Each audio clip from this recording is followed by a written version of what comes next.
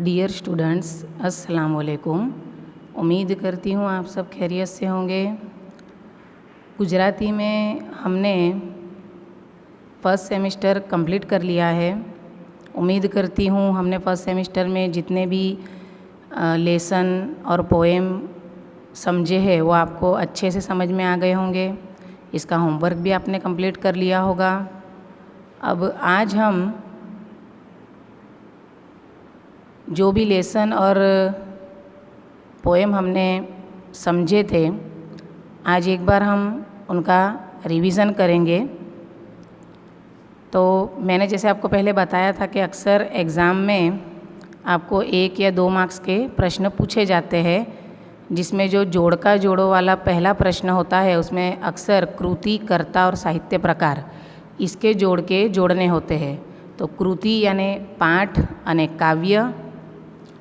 कृति का अर्थ होता है उसके अंदर किसका शुमार होगा, पाठ और काव्य यानी कि सबक और नज़म का। तो उसके नाम के सामने हमें जोड़ने के लिए 2 ऑप्शन मतलब के पूछे जाते हैं। या तो उसके सामने उसके कर्ता का नाम होगा यानी उसके लेखक या कवि का नाम, या फिर उसका साहित्य प्रकार होगा।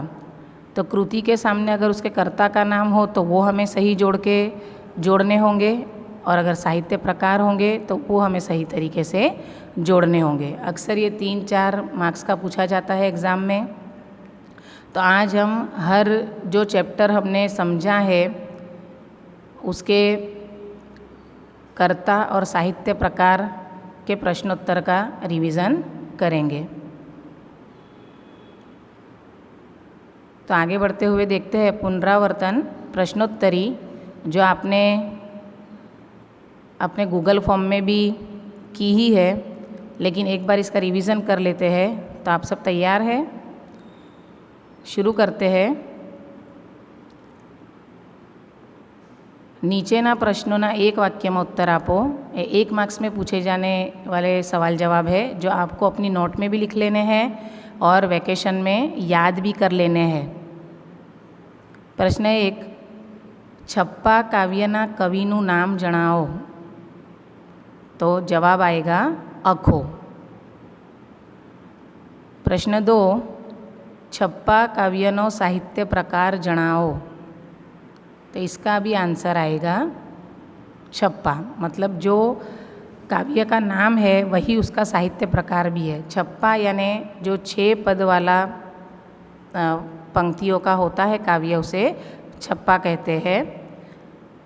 तो ये आपको याद रखना है। हर एक काव्य और पाठ के लेखक और कवि का नाम और उसका साहित्य प्रकार हम एक के बाद एक देखेंगे, जो आपको अपनी नोट में भी लिख लेना है और याद भी कर लेना है।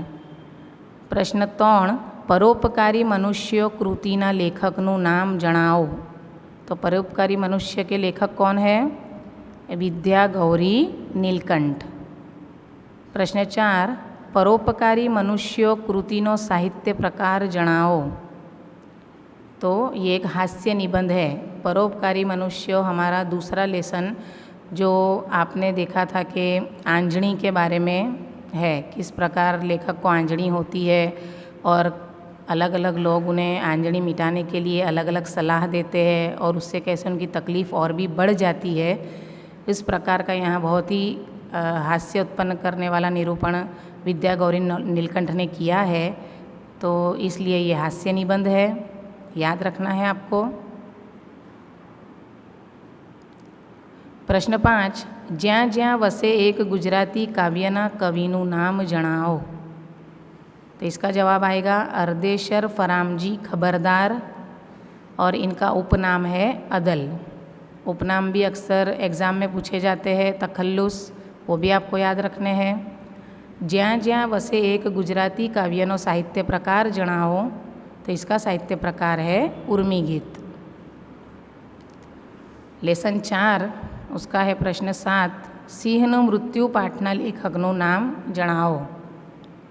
इसका जवाब आएगा ध्रुव भट्ट। सिंहનું मृत्यु पाठ का है ध्रुव भट्ट।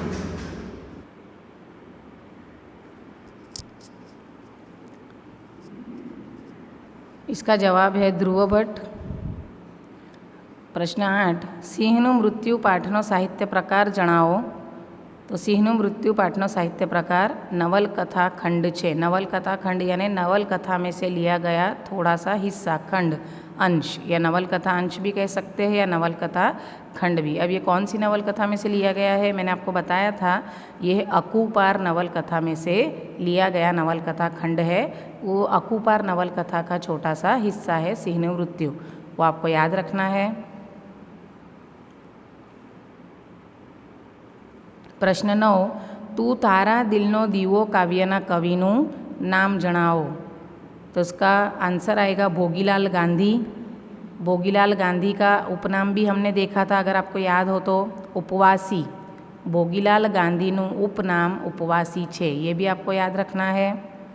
तू तारा दिलनो दीवो काव्यनो साहित्य प्रकार जणावो। तो इसका साहित्य प्रकार है उर्मी काव्य।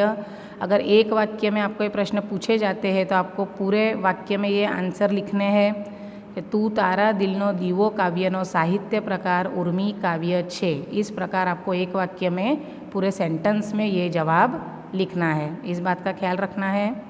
प्रश्न 11, भाषा जाए तो संस्कृति जाए पाठना लेखकનું नाम जणावो। तो भाषा जाए तो संस्कृति जाए पाठना लेखकનું नाम फादर वालेस छे। इस प्रकार आपको लिखना है एग्जाम में।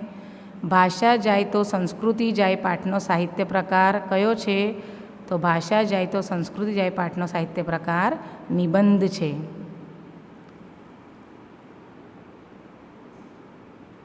प्रश्न 13, आभार काव्यना कविનું नाम जणावो। जवाब आएगा उष्णस। तो ये भी तखल्लुस है, उपनाम है। अब हो सकता है आपको इसका मतलब कि पूरा नाम बताकर इसका उपनाम पूछा जाए, तो उष्णस किसका उपनाम है वो आपको याद रखना है। नटवरलाल कुबेरदास पंड्या, उनका उपनाम है उष्णस। और आभार काव्य जो हमने देखा था कि किस प्रकार कवि उष्णस प्रकृति का आभार मानते हैं हमसे हमेशा जुड़ने के लिए। प्रश्न 14, आभार काव्यनो साहित्य प्रकार जणावो। तो इसका आंसर आएगा सोनेट। आभार काव्यनो साहित्य प्रकार सोनेट छे। मैंने सोनेट के ताल्लुक से भी आपको समझाया था कि सोनेट ए 14 पंक्तियों काव्य होय छे। ये भी आपको याद रखना है। अक्सर 1 मार्क्स में ये भी प्रश्न पूछा जाता है कि सोनेट केटली पंक्तिનું होय छे। ए लोको काव्यना कविનું नाम जणावो। तो ए लोको काव्यना कविનું नाम प्रियकांत मणियार छे। ए लोको कृतिनो साहित्य प्रकार जणावो। तो इसका साहित्य प्रकार है काव्य। ये काव्य ही है, पद या उर्मी काव्य या सोनेट नहीं है। अगर इसका साहित्य प्रकार पूछा जाए तो आपको काव्य लिखना है। प्रश्न 17, तो जाणू काव्यना कविનું नाम जणावो। तो जाणू काव्यना कविનું नाम सुरेश दलाल छे। प्रश्न 18, तो जाणू काव्यनो साहित्य प्रकार जणावो। अभी करीब के वक्त में ही हमने ये काव्य समझी है। कृष्ण प्रेम व्यक्त करती ये काव्य है। किस प्रकार गोपी श्री कृष्ण को चैलेंज करती है कि मेरी गागर उतारो तो जानूं कि तुमने गोवर्धन पर्वत उठाया था, अगर आपको याद आ रहा होगा तो जानूं काव्यनो साहित्य प्रकार उर्मी गीत छे। क्वेश्चन 19, गढ़वैया पाठना लेखकનું नाम जणावो। तो गढ़वैया पाठ में हमने एक आदर्श शिक्षक जो है करुणाशंकर मास्टर, उनके बारे में, उनके चरित्र के बारे में मतलब कि हमने मालूमात हासिल की थी कि किस प्रकार वो एक आदर्श शिक्षक है। तो गढ़वैया पाठना लेखकનું नाम नानाभाई जेबलिया। प्रश्न 20, गढ़वैया पाठनो साहित्य प्रकार जणावो। तो गढ़वैया पाठनो साहित्य प्रकार रेखाचित्र छे, जिसमें हमें करुणाशंकर मास्टर की जो समर्पण की भावना है हमारे उनके विद्यार्थियों के प्रति, और किस प्रकार वो अपने पूरे महीने का पगार 12 रुपये नायक को दे देते हैं और भवाया का खेल बंद करवाते हैं अपने विद्यार्थियों के संस्कार के लिए, उन पर कुसंस्कार न पड़े इसलिए। तो ये पाठ भी बहुत ही अच्छा है।